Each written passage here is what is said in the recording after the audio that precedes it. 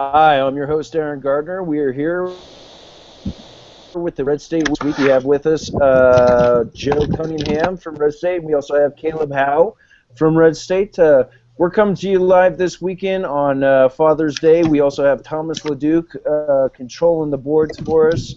And I just want to go through and introduce everybody and make sure they have had a good Father's Day and a good week. Caleb, how are you doing today on Father's Day? And what is this? What is Father's Day? I think, Caleb, we're not going to play your silly games today, buddy. Do you understand me? Just because it's Father's Day doesn't mean you get off. I'm sorry, but I don't speak broken internet connection. Oh, dear Lord. Can you actually see me at all? A little bit, yeah. There you are. Well, okay. Well, the wonders of the internet, they prevail, right? Generally. I have yet Thomas, to discover how are anything you wondrous doing about today? the internet. I'm a good Aaron. I'm not lucky enough to be a dad, but happy Father's Day to all you guys that do, and make sure you're paying your child support.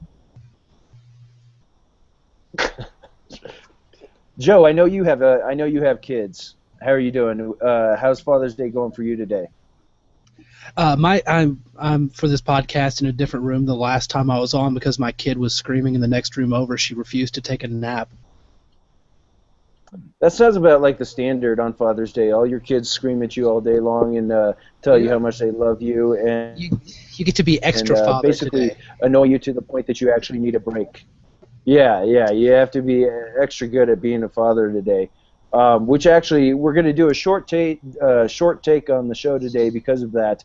I know Caleb's got to get out of here in a rather quick fashion, and I know myself, I'd like to spend some extra time with kids and also get that barbecue going to eat some steak. So I'm going to go ahead and run through real quick a couple things we're going to talk about this week. We're going to talk about what's going on in Iraq with the rise of ISIS. Basically, another extension of Al-Qaeda and terrorist groups have now taken over Iraq and are marching towards Baghdad. So we're going to speak on that. We're also going to probably talk about some of the other news that's going on this week with the IRS email scandal and the tax-exempted groups.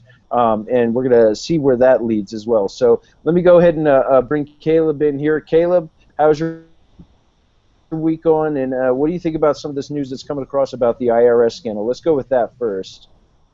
Well, I think it's obviously a great big steaming pile of bullcrap. I mean, is there any question about that? Lost the emails. That's the dumbest excuse I've ever heard. Did you hear they're using it for other things as well, though? I understand that they're not going to be able to produce any more Benghazi evidence because they lost their password to Google Docs. So, totally lost it. That's excellent that they lost their password. You know, if they had actually backed up some of their emails that had the passwords on them, they would still have access to the Google Docs as well. How could it? That's right. Well, it's absurd. I'm actually talking to someone. I'm working on a story about this.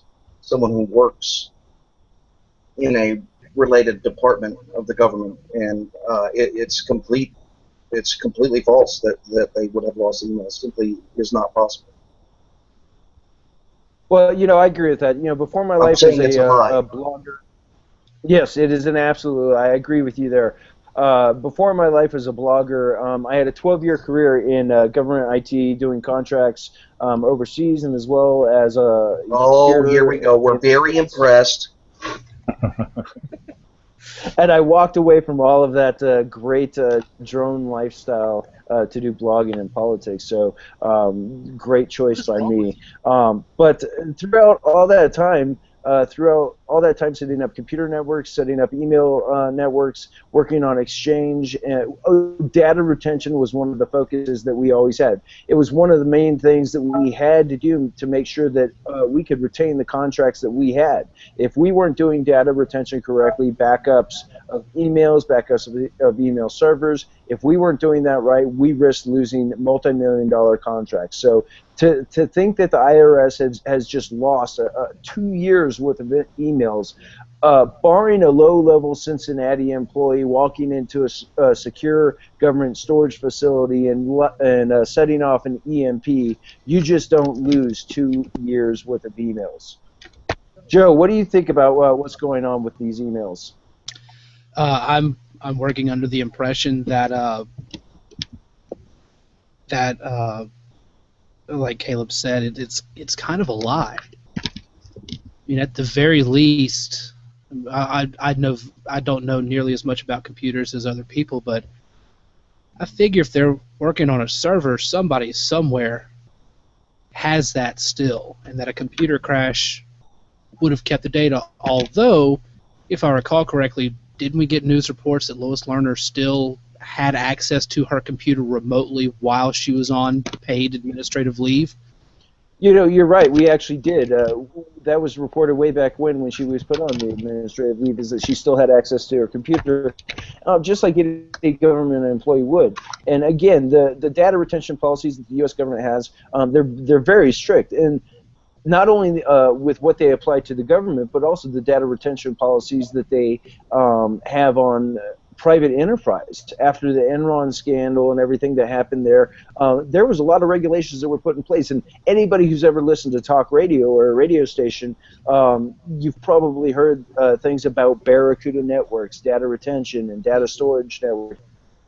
All these different things. All of these are solutions that were brought forth because of the laws and regulations about data retention that directly involve this IRS case now. So it's an interesting thing that our own government isn't following the rules and regulations that they put in place, not only for themselves but for private corporations out there in America. Hey, Thomas. But again, they are following those rules. You mean it's interesting that they're lying to pretend that they're not? Right, exactly. I mean, to me. I said it on Twitter the other day. I'm honestly, I'm kind of upset that they find us so stupid and gullible and naive that they don't even bother telling believable lies anymore.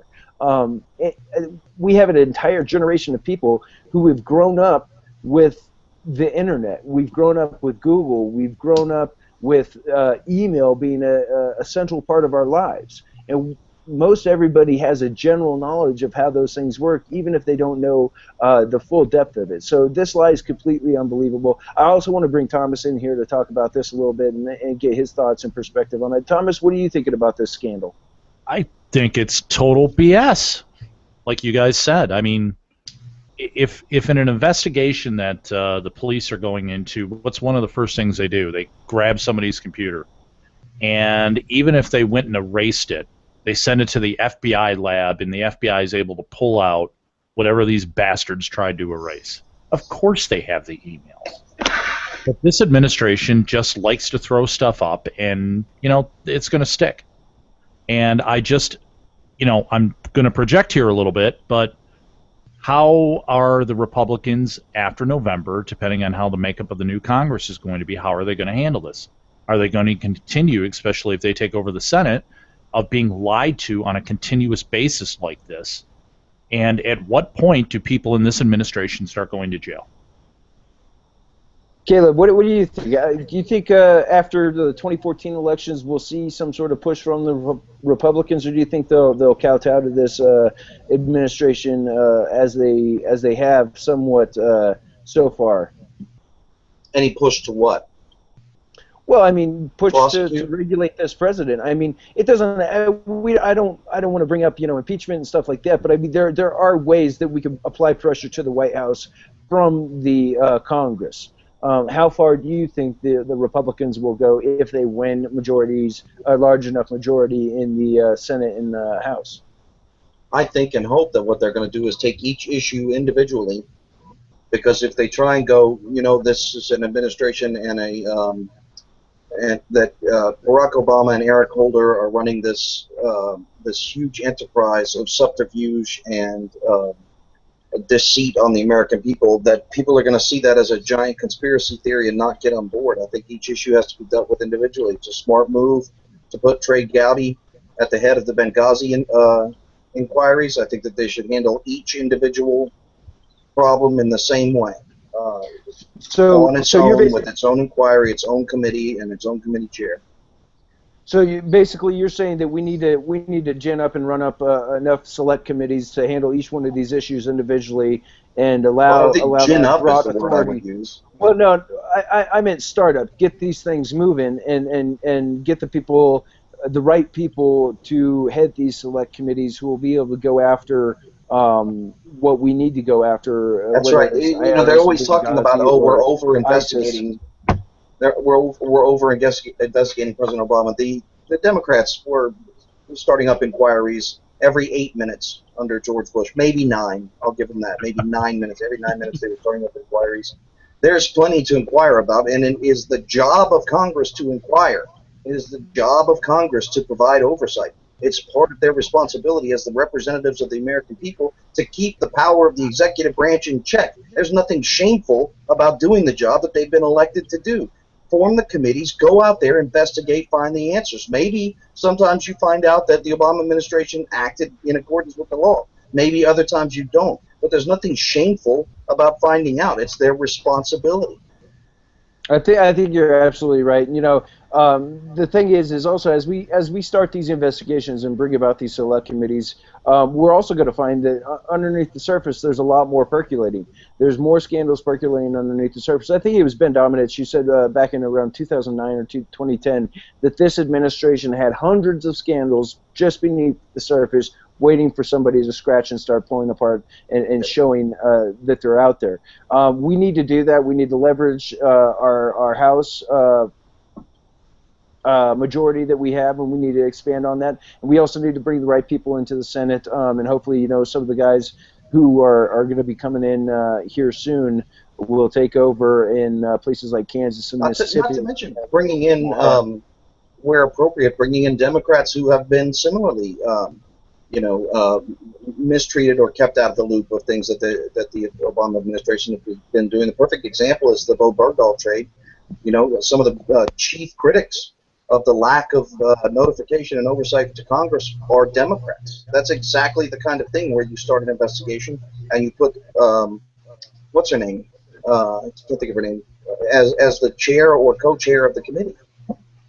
Well, yeah, I think that's a good idea. And, you know, with Bo Bergdahl, it goes way further than just, you know, hey, was he a traitor? Did he go AWOL? All this. We also have to discuss the people who got let out of Gitmo because of it, and how this whole deal came about. And especially when we're thinking about this in the context of our next story, actually, when we're talking about ISIS and going into Baghdad, you know. When we release these people from Gitmo, it has a real-world consequence. So let's go ahead and use this as a transition point and talk about ISIS to ISIL in Iraq and where they came from.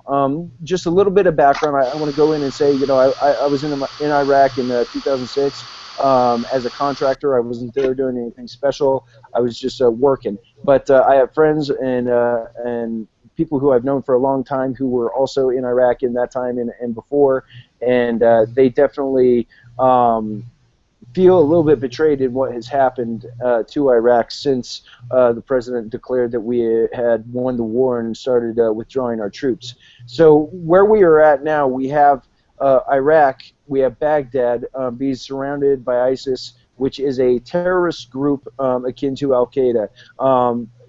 Some of the leaders, correct me if I'm wrong here, Caleb, and I'm going to bring you in on this, but some of the leadership in ISIS that is affecting the civil war now in Iraq were originally released under Barack Obama from Gitmo. Is that correct? Yes, that's correct.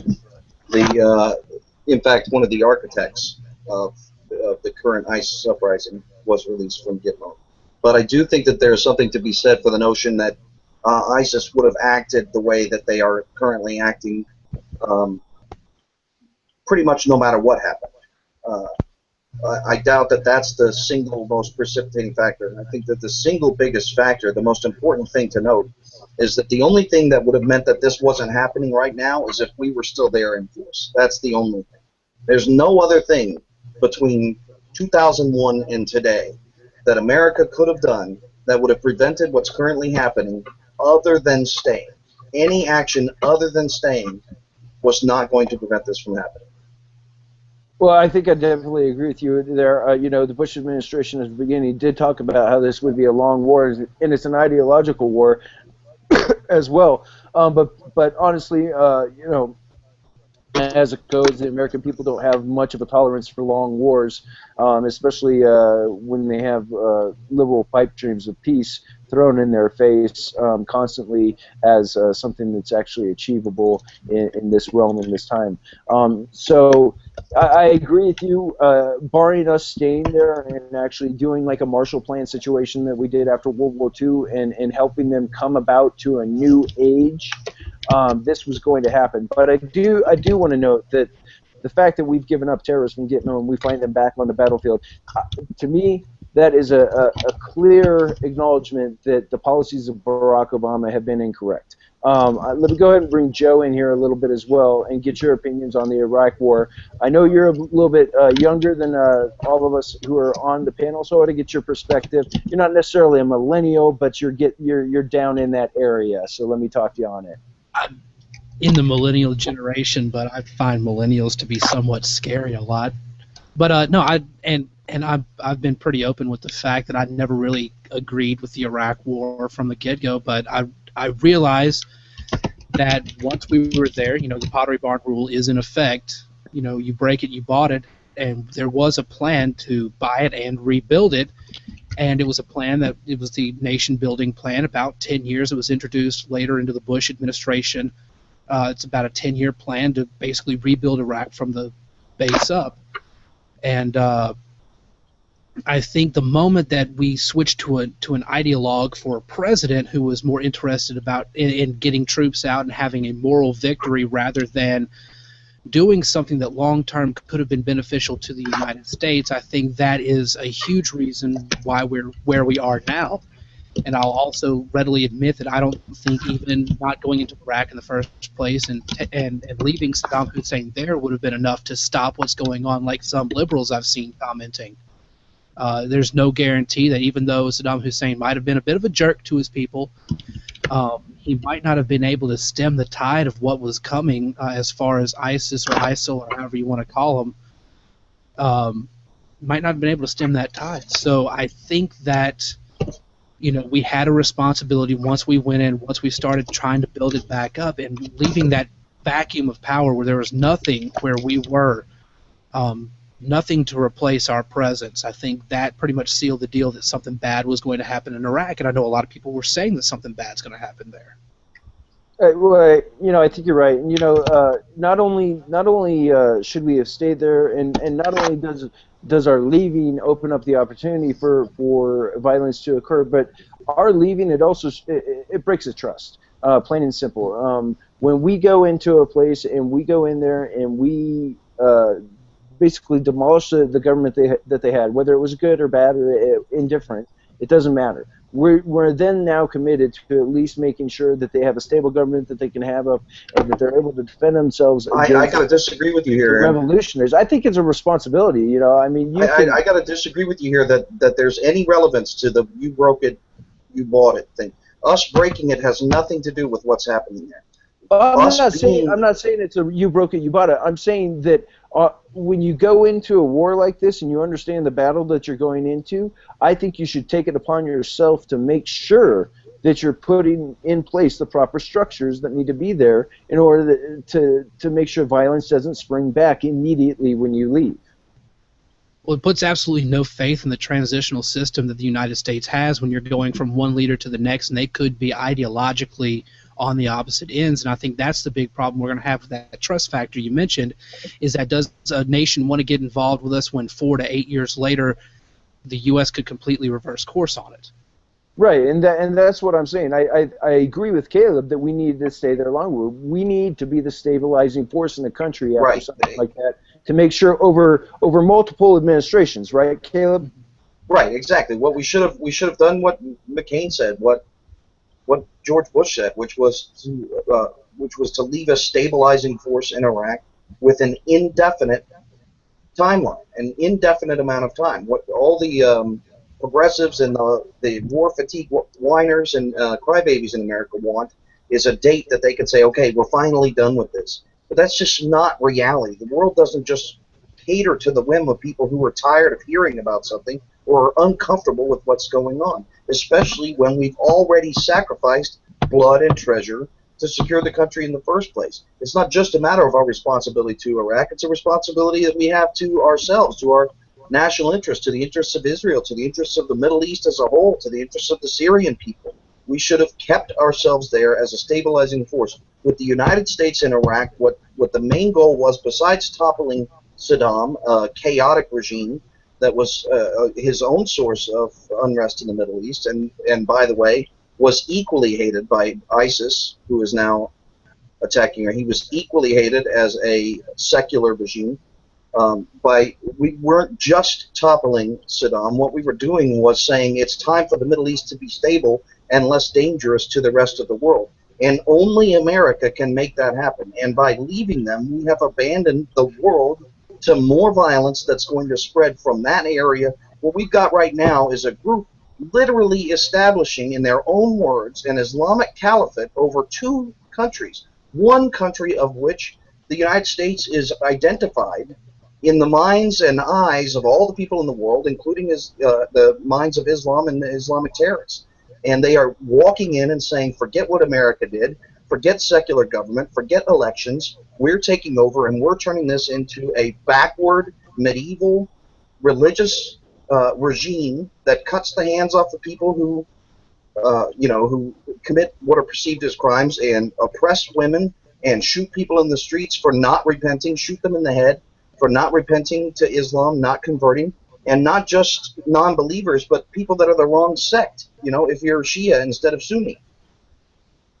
Yeah, and that's another thing, by the way, that bugs the crap out of me is all these people on TV going, wow, these guys were too extreme even for Al-Qaeda. That's a load of garbage. They're not part of Al-Qaeda anymore, not because they were too extreme. They simply had different end goals. Al-Qaeda is exactly as extreme as ISIS. They just happen to include Shias in their extreme point of view, and these guys don't. It's a matter of a different flavor of Slurpee. They're still both shopping at the 7-Eleven.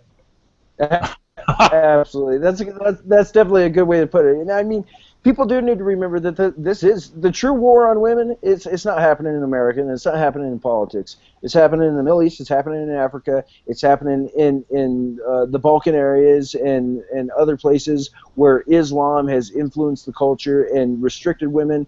We have this case in the Sudan where a woman who is pregnant and is Christian, basically they made her have her baby, and then they're going to execute her. So I mean, and it's all because of her faith, and it's all because of their faith, really.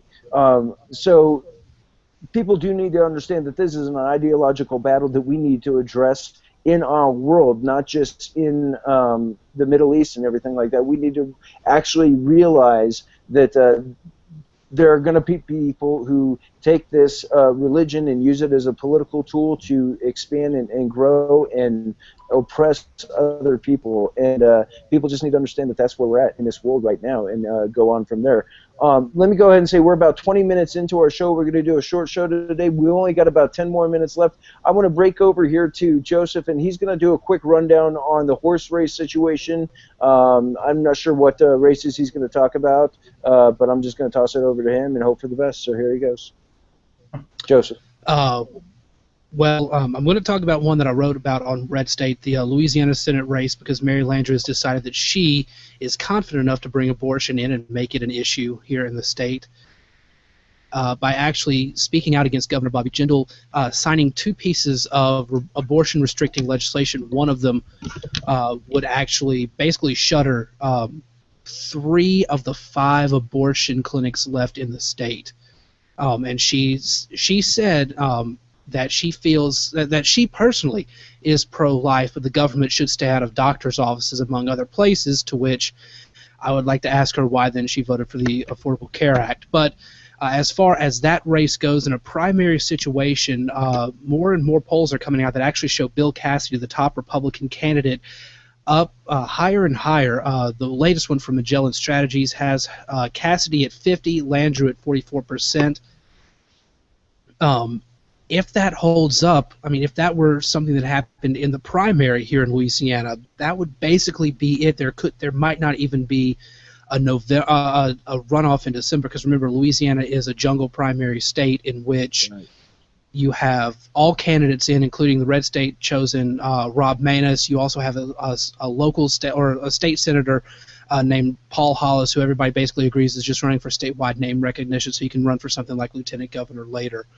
Maness and Hollis are not getting a whole lot of traction in terms of moving the polls. Really, it's Cassidy, and like I said, in Magellan Strategies has 50% over Landry's 44 in their latest poll.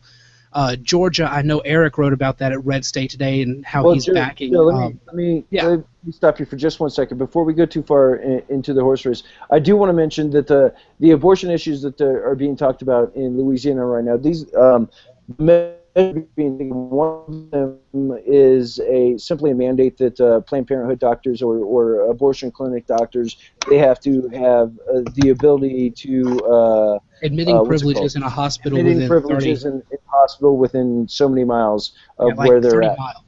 And this is pretty much, just so everybody knows, this is pretty much a very standard medical requirement. Any other doctor who's running a private practice, pretty much if they're doing anything in their office that's surgical at all, they would need to have admitting privileges to these hospitals as well. So this is not an extreme type of abortion measure that's being pushed in Louisiana. It's a very moderate measure that any of the old school Democrats who like to say safe, legal, and rare would have claimed they would have supported. But we all know that that's not exactly what they support. So I just wanted to put that out there before we moved on to Georgia, and wish Miss Landry a little bit of luck there in spinning that. Let me go ahead and pass it back to you on that note. Well, like you were saying, yeah, I think Bill Cassidy is at. I think the moment that happened, his entire campaign just kind of jumped up and cheered because Mary Landry made it so much easier for ads to come out against her in a red state like Louisiana. But Georgia, another poll, Insider Advantage, has Jack Kingston up over David Perdue by 11 points, 46-35. They're the two Republicans going into the Republican primary, which will be held, I think, on July 22nd or something like that. Jack Kingston is a former congressman of Georgia, gave up his congressional seat in order to run for the Senate. He is running against former CEO David Perdue. Kingston has a good social record, as Eric points out on his post at Red State today. Fiscally, not the best guy, but possibly much better than a CEO who's used to making deals on Wall Street. Wait, hold on real quick. He gave up his congressional seat to run for Senate? Yeah, a lot of them did in that race. You had Paul Brown, you had Phil Gingrey, Jack Kingston. I'm not sure. Maybe there was one other. I think that was it, actually. Just those three congressmen, rather than running for their congressional seat again, ran in that Republican Senate primary. Okay, but they didn't resign the seat outright. They didn't resign the seat. They just chose to run in a different seat. Okay, all right. Then they couldn't run. They couldn't run for both seats. So their congressional seats now belong to somebody else. Or will belong to somebody else when the new Congress is seated. Okay. And interestingly enough, I learned that's not the case in Kentucky, where Rand Paul can run for Senate and President in 2016, apparently. But Kingston, again, in the polling, in that latest poll, is at 46% to Purdue's 35%. And I'm not sure how that race has been polling in the past couple of weeks. Another one, just because we as conservatives have been paying attention to it, McConnell won his primary. Now he's going up against Grimes, and I think the latest poll out of there shows McConnell down 3 points to Grimes, and that's in a Magellan Strategies poll. So anybody who said the Louisiana poll, oh, that's just Republican, they're going to give they're going to give Cassidy the advantage. They're not doing the same for McConnell. The only benefit McConnell has in that race is that Grimes' lead is within the margin of error. So that's about it for the horse race this time. Well, I just want to interject. I suspect McConnell will do a fine job tarring and feathering his opponent, and he has plenty of money to do that with. That's the same way he won his primary, so I expect him to do the same thing on the way out in his general election. I do know there's a lot of discontented and frustrated Republicans out there who are not really feeling McConnell anymore, and are some actually want to actually campaign against him, even in a general election. So I leave it to the people of Kentucky to decide if who they want, and we'll clean up the mess in 6 years, no matter which way it goes. So, Caleb, let me go ahead and bring it back to you real quick. We got about 5 minutes left in here. I know you like to usually throw in something for the good of the order, so I'm going to go your way.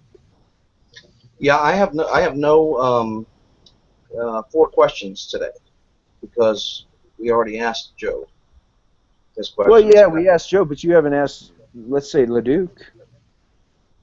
Well, it's a bit late now. It's All not right, like 4 questions really quick. LeDuc. LeDuc. Question number 1. Yep. What kind of microphone do I use? None.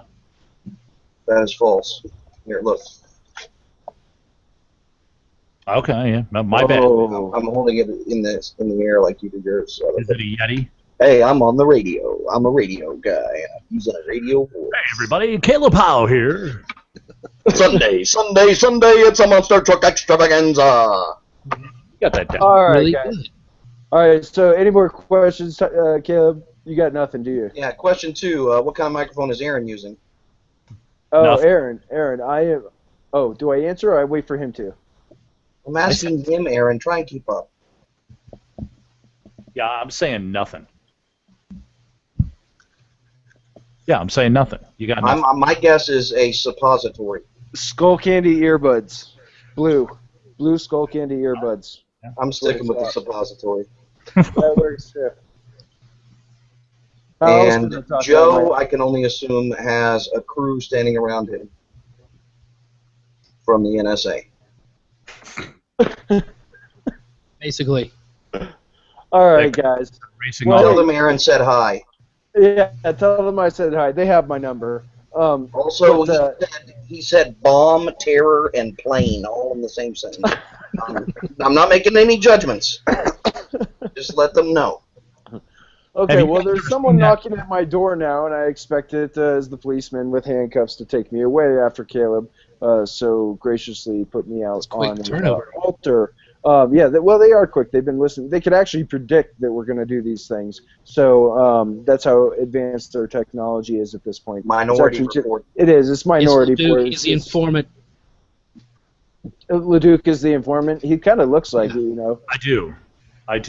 I mean, nobody really dresses like that anymore. It's not 1984, really. Come on, LeDuc. In my mind, it is. You Oh, I know. pretty rotten. You. Every day it's Panama. I understand. But we're going to go ahead and wrap up the show for this week. Like I said, this is the Red State Weekly Briefing. I'm your host, Aaron Gardner, managing editor of RedState.com. With us this week was Caleb Howe, the extraordinary writer and social commentary, Twitter fabulous guy. Joseph Cunningham. I he is totally our spaced out. horse What's race that? expert. Oh, I was just saying great things about you. Don't worry. Then we have Joe Cunningham. He is our horse race man and a writer at RedState.com. Also does some sports writing somewhere out there. Joe, go ahead and give out your Twitter. Josie, and for Caleb's benefit, I will say this nice and slow and loud. Josie_Esquire. Esquire. There's nothing worse than an Esquire in life. But moving on. Thomas, go ahead and give out your information where you can be found, who you are. You can find all that we do at FTRradio.com. FTRradio.com. And Joe, how's also your summer house in Chappaqua, by the way? What? Esquire. Esquire, Chappaquiddick. What? So anyhow, also everybody should know that Thomas, he will have audio of this podcast up in about who knows when over on the FTR site. You should follow him online also, Irish Duke 2. And Caleb Howe is also on Twitter at Caleb Howe. So thank you all for coming. And on Facebook at Facebook.com/Digitalsdaily. Yes, Digitas Daily. Hey, everybody should check out Digitas Daily and subscribe. They bring you the best viral video content each day in your inbox. So make sure you go to Digitas Daily and subscribe to their service. It is great if you're a blogger and an activist to have that sort of stuff and use it. So once again, happy Father's Day to all fathers out there. Thank you again for coming and watching the Red State Weekly Briefing. We'll have the podcast link down below on the Red State site and FTR later on this afternoon or evening. Thank you. Take care. Bye.